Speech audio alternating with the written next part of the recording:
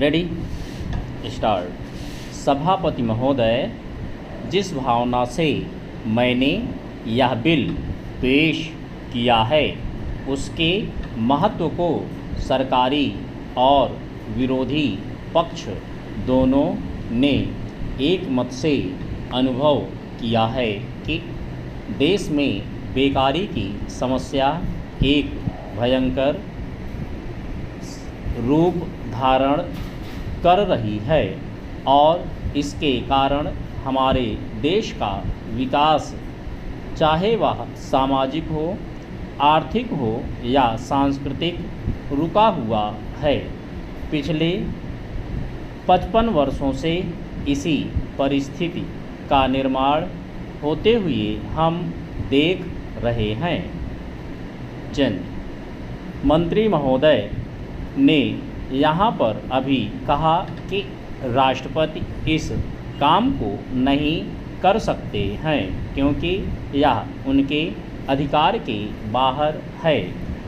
आप जब भी यह देखते हैं कि किसी राज्य में वहाँ की व्यवस्था, वहाँ का विकास ठीक नहीं हो रहा है तो उस राज्य में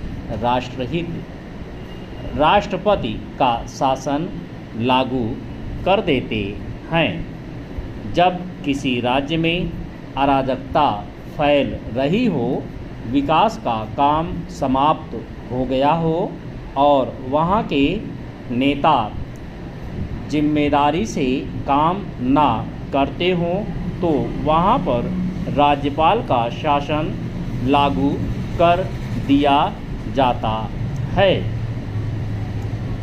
ऐसे अनेक उदाहरण हमारे देश में मौजूद हैं।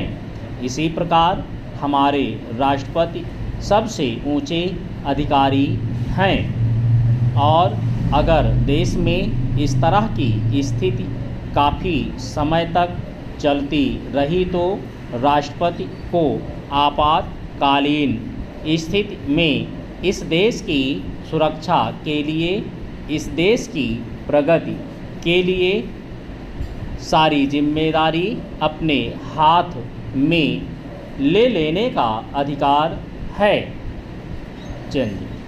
हमारे भाइयों ने बहुत से उदाहरण दिए कि राज्यों में संयुक्त सरकारें नहीं चलीं लेकिन उसके पीछे राजनीतिक मामले थे। अगर कोई राजनीतिक पार्टी जिम्मेदारी से काम नहीं करती तो संविधान में यह स्पष्ट है कि सभापति महोदय वह केवल एक स्वप्न ही रह जाएगा। ऐसी स्थिति में मैं अनुभव करता हूँ कि आपातकाल की घोषणा की जाए और इस देश के जो बुद्धिमान लोग हैं उनको लेकर एक सर्वदलीय सरकार स्थापित की जाए।